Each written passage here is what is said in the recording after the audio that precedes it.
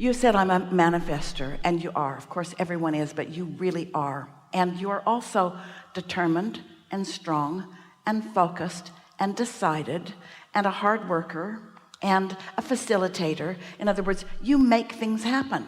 That's the way you have described yourself for a very long time. I make things happen, and you do. But having sat through this conversation today, can you feel the important, seems subtle, important difference between making things happen and aligning with the version of what you really want to happen? Because Esther's described herself as you. In the early days, she would say to Jerry, well, I shine in a crisis. And Jerry knew that that was true. Whereas if they ever got their back against the wall, Esther could pull it out every single time, because she didn't need to sleep. She didn't need to eat. She could focus. She could make things happen. She would wrestle to the ground and kill it, but she would make it happen. So Jerry is asking Abraham, what is it? Why does Esther shine in a crisis? And we said, because the crisis makes her focus. And focus is a powerful thing. And you are a powerful focuser.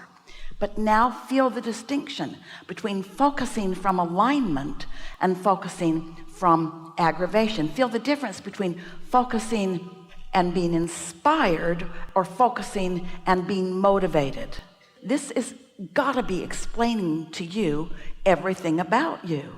In other words, as humans go, and as creators go, and as accomplishing goes, you are really doing extremely well.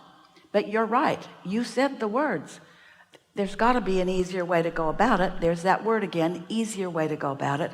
There's a more aligned way to go about it. There's a more consistent way to go about it. There's a more inspired way to go about it.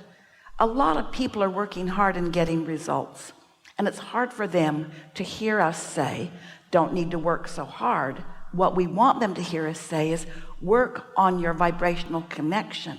Connect to the leverage. Some while ago, we were offering an analogy that people resonated with. We're going to revive it right here because it really applies. You'll really hear it. So a person, people, most people, go down to the river's edge, and they've got their canoe. And they get in the water and they point it upstream.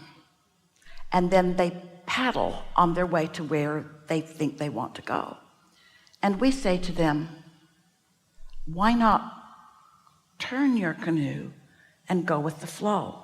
Because it's leading to everything you want, the cooperative component. The stream is calling you. They say, oh no, I don't want to be lazy. I don't want to be seen as lazy. I'm going to make this happen. And it isn't until they're exhausted that they even consider giving that up. And what we're wanting you to hear, and we know you know it so well that this almost seems condescending as we say it to you, and we don't want it to feel that way to you.